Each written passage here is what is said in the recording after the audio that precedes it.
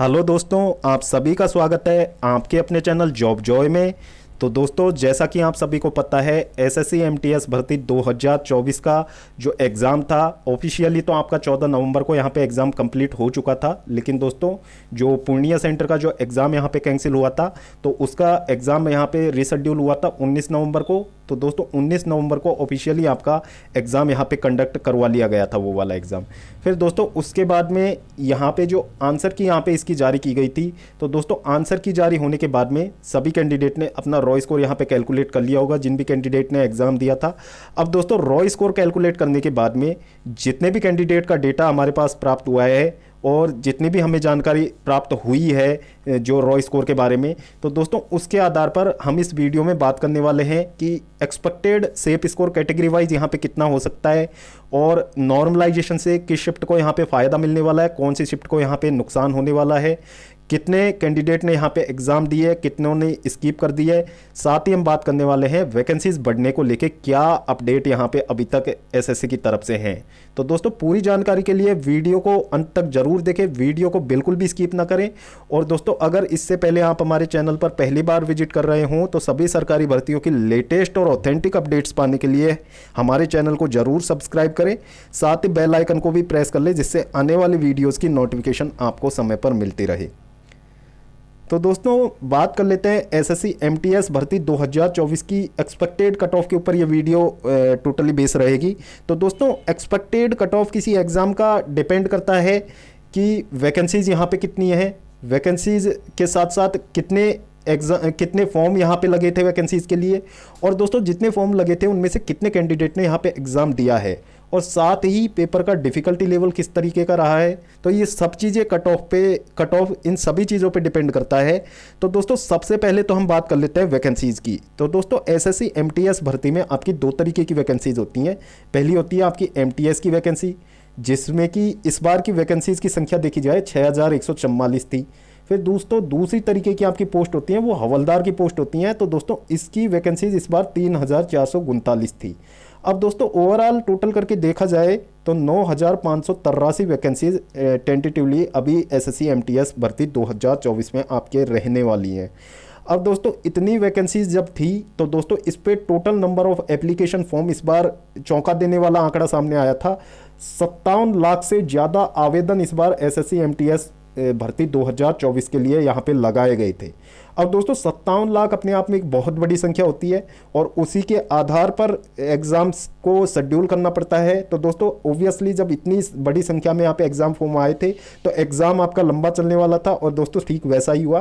Total आपका जो 22 दिन यहाँ पे एग्ज़ाम चला है। अब दोस्तों 22 दिन 66 शिफ्ट में आपका एग्ज़ाम ये पूरी तरीके से कंडक्ट हो पाया है। अब दोस्तों यहाँ पे कितने कैंडिडेट ने यहाँ पे एग्ज़ाम को स्किप कर दिया, कितने कैंडिडेट एग्ज़ाम में अपीयर हुए, सबसे पहले तो हम बात कर लेते हैं अपीयर होने वाले कैंडिडेट की। तो दोस्तों जैसा कि आप सभी को पता है एसएससी की तमाम भर्तियों में जितने भी एग्ज़ाम फॉर्म यहाँ पे लगते हैं, जितने भी फॉर्म यहाँ पे आते हैं, तो लगभग उसका आधे से भी कम कैंडिडेट यहाँ पे एग्ज़ाम में अपीयर होते हैं। तो सेम एसएससी एमटीएस में भी यही हुआ है। एसएससी एमटीएस में जो टोटल अटेंडेंस की बात की जाए तो वो 45 से 50% तक है, क्योंकि दोस्तों इसका ऑफिशियल डेटा अभी तक आया नहीं है। तो दोस्तों इतना अटेंडेंस आप मान सकते हो, इस रेंज में कहीं इसका अटेंडेंस रहा है साल 2024 में। बाकी 50% से कम रहा है और 45% से कुछ ज़्यादा आपका अटेंडेंस देखने को मिला है। अब दोस्तों बीच बीच में ये खबरें निकल के भी सामने आ रही थी, और दोस्तों ऑफिशियल भी ये खबरें निकल के सामने आई हैं कि एसएससी एमटीएस भर्ती 2024 में घोटाले बहुत बड़े लेवल पे हुए हैं, जैसा कि बिहार के पूर्णिया सेंटर पे। वो मामला अब किसी से छिपा नहीं है, तो वो सब कुछ यहाँ पे खुल के सामने आ गया था। लेकिन दोस्तों एसएससी ने इस पर क्या एक्शन लिया वो अभी तक एसएससी ने पब्लिक डोमेन में डाला नहीं है। उस पर एसएससी ने क्या कार्रवाई की है वो एसएससी वाले जाने।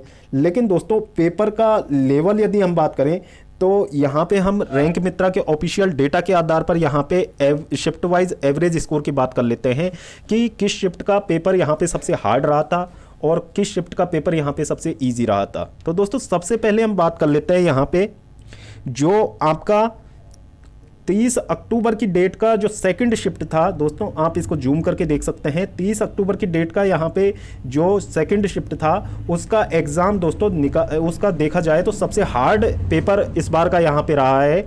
और इसमें दोस्तों जो एवरेज रॉ स्कोर यहाँ पे निकल के सामने आया है वो 49.329 यहाँ पे निकल के आया, यानी कि सबसे कम एवरेज रॉ स्कोर इसी शिफ्ट का है।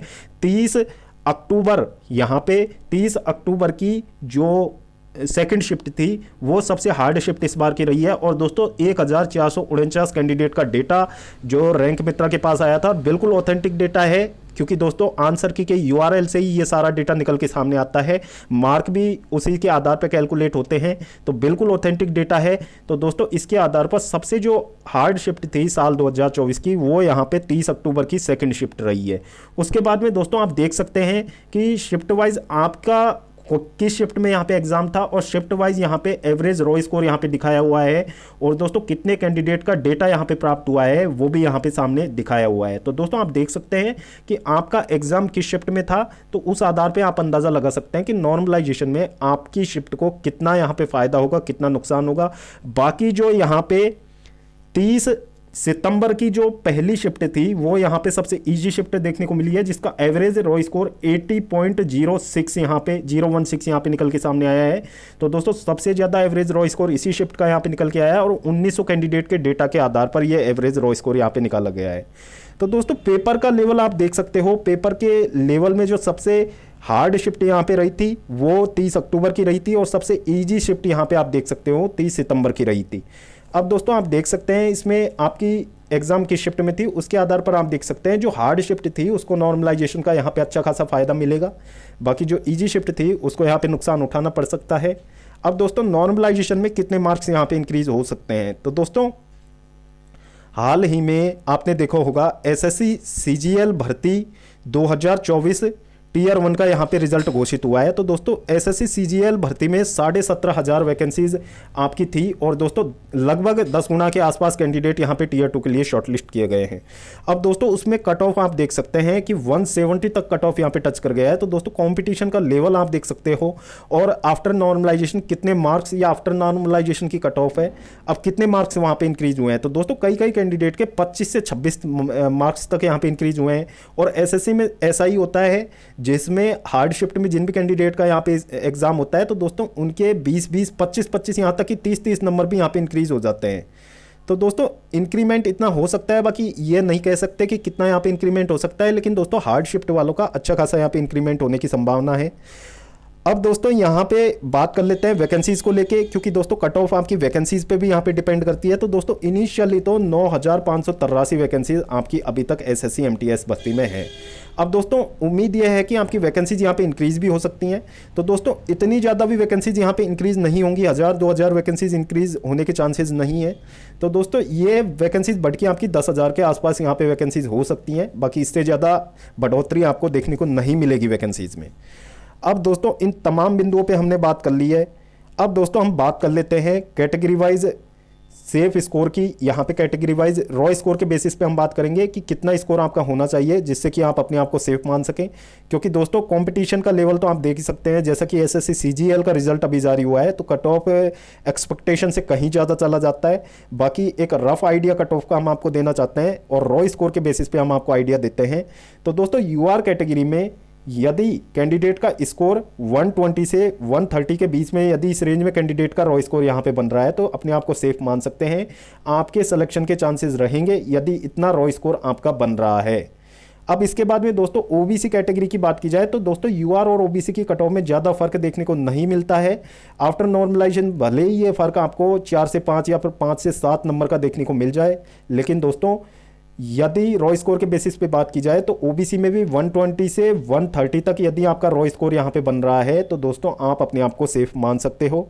इसके बाद में दोस्तों ईडब्ल्यूएस कैटेगरी की यहाँ पे बात की जाए तो ईडब्ल्यूएस कैटेगरी में यदि 115 से 120 तक आपका रॉ स्कोर यहाँ पे बन रहा है तो आप अपने आप को सेफ मान सकते हो, आपके सिलेक्शन के चांसेस रह सकते हैं।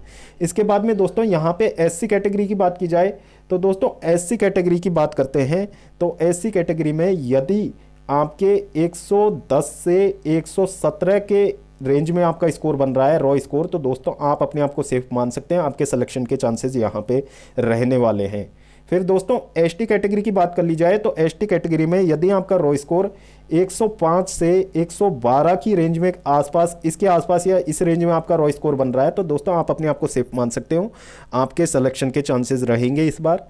तो दोस्तों ये था कैटेगरी वाइज रॉ स्कोर, जो कि हमने तमाम बिंदुओं पे विश्लेषण करके देखा है। और दोस्तों इसमें हमने यूज़ किया है रैंक मित्र का ऑफिशियल डेटा कि शिफ्ट वाइज एवरेज स्कोर कितना था। और दोस्तों नॉर्मलाइजेशन की बात हमने कर ली है, नॉर्मलाइजेशन में कितना आपका इंक्रीमेंट हो सकता है। अब दोस्तों बात कर लेते हैं रिजल्ट की। तो दोस्तों इसके लिए जो एसएससी एमटीएस भर्ती है उसका जो रिजल्ट जारी होता है, तो दोस्तों सबसे पहले आपकी एक लिस्ट जारी होती है जिसमें जो कैंडिडेट ने जो हवलदार पोस्ट के लिए यहाँ पे आवेदन किया है, तो दोस्तों उनके लिए जो पीईटी पीएसटी टेस्ट के लिए जो कैंडिडेट यहाँ पे शॉर्ट लिस्ट होते हैं, तो उनकी लिस्ट सबसे पहले आउट होती है। तो दोस्तों उसके बाद उन कैंडिडेट का यहाँ पे पीईटी पीएसटी टेस्ट कंडक्ट होता है। उसके बाद में जब पीईटी पीएसटी टेस्ट का रिजल्ट आता है, उसके बाद में एक फाइनल यहाँ पे मेरिट लिस्ट यहाँ पे निकाली जाती है, जिसमें कि कैंडिडेट का जो भी कैंडिडेट सेलेक्ट हुए हैं तो उनका नाम यहाँ पे निकल के सामने आता है। अब दोस्तों यहाँ आपकी पीईटी पीएसटी टेस्ट के लिए जो लिस्ट है वो आपकी यहाँ पे कब तक आ सकती है, तो दोस्तों जनवरी, मिड जनवरी या फिर दोस्तों जनवरी लास्ट में आपकी पीईटी पीएसटी टेस्ट के लिए जो लिस्ट आती है वो आपकी निकल के सामने आ सकती है। और दोस्तों इसका फाइनल रिजल्ट लगभग जो इसके 1.5 महीने बाद, यानी कि आपका ये लगा लीजिए मार्च स्टार्टिंग में या फिर फरवरी एंड में या फिर दोस्तों मिड मार्च तक आपका फाइनल रिजल्ट यहाँ पे जारी हो सकता है। तो दोस्तों ये थी एसएससी एमटीएस भर्ती 2024 के expected cut off result date को लेकर एक महत्वपूर्ण अपडेट आप सभी के लिए। तो दोस्तों वीडियो देखने के लिए धन्यवाद। वीडियो पसंद आई हो तो वीडियो को लाइक करें और अपने दोस्तों के साथ ज़रूर शेयर करें। और अगर इससे पहले आप हमारे चैनल पर पहली बार विजिट कर रहे हों तो सभी सरकारी भर्तियों की लेटेस्ट और ऑथेंटिक अपडेट्स पाने के लिए हमारे चैनल को ज़रूर सब्सक्राइब करें। साथ ही बेल आइकन को भी प्रेस कर लें जिससे आने वाली वीडियोज़ की नोटिफिकेशन आपको समय पर मिलती रहे। तो दोस्तों इस वीडियो में फिलहाल इतना ही। जल्द मिलते हैं एक और नई सरकारी भर्ती की लेटेस्ट और ऑथेंटिक अपडेट के साथ।